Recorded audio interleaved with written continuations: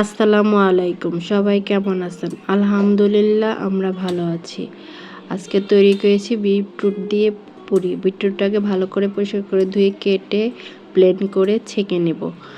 ছেঁকে নিলে ভালো হয়, উপরে আর কোনো ধরনের লাম্পস থাকে না। এই তো ছেঁকে নিয়ে যেই পানিটা হয়েছে সেটার সাথে এখন ময়দা, লবণ আর সামান্য তেল দিয়ে ডোটা করে নেব।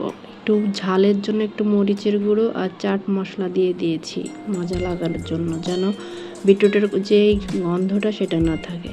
অবশ্য এটার কোনো গন্ধই আমরা পাইনি, এত মজা লেগেছে, বাচ্চারা খুব মজা করে খেয়েছে।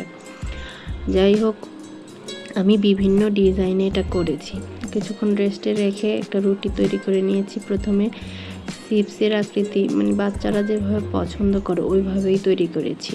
আপনারা চাইলে বাচ্চাদেরকে বিটরুট এভাবে তৈরি করে খাওয়াতে পারেন। বাচ্চারা কিন্তু বিভিন্ন শেপের চিপসের শেপের জিনিস বেশি পছন্দ করে, আমিও সেটাই ট্রাই করেছি এবং আমার বাচ্চারা কোনোদিন বিটরুট খায়নি, তারা খুব পছন্দ করে খেয়েছে।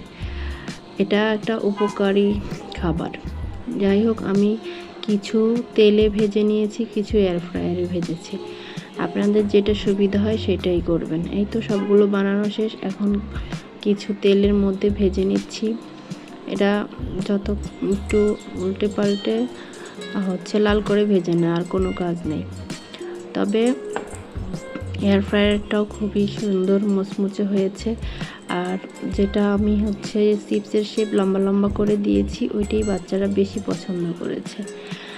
যেভাবেই বানান না কেন, জিনিসটা কিন্তু আসলেই স্বাদের হয়েছে। মানে বিটরুট যে নর্মাল আমরা যে জুস করে খাই তখন যে গন্ধটা আসে, এইভাবে তৈরি করলে আর কোনো গন্ধই থাকে না এবং যে কেউ পছন্দ করে খাবে। তো আমার মতো করে আপনারাও বাসায় ট্রাই করবেন, বাচ্চাদের জন্য, নিজেদের জন্য। আজ তাহলে এই পর্যন্তই। সবাই ভালো থাকবেন, সুস্থ থাকবেন। আসসালামু আলাইকুম, আল্লাহ হাফেজ।